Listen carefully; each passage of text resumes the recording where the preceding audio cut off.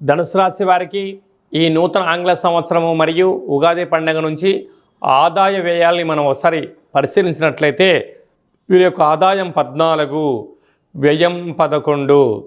చూడండి వీరు ఎంతటి అదృష్టవంతులో.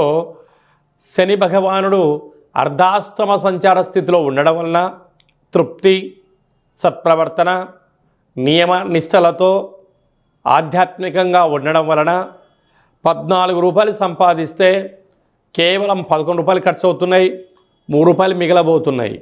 ఇదంతనూ కూడా శని భగవానుడు వీరి పైన శుభ దృష్టి ఉండడం వలనే అని చెప్పి గమనించగలగాలి.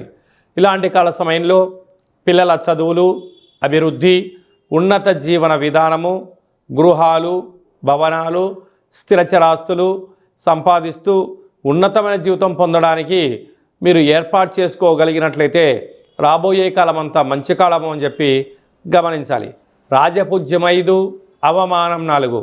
మీరు ఈ నిరులు ఓపికగా ఉన్నందుకు సమాజంలో, గృహంలో, ఉద్యోగంలో, వ్యాపారంలో మీకు రాజసన్మానం, గజ సన్మానం జరగబోతుంది.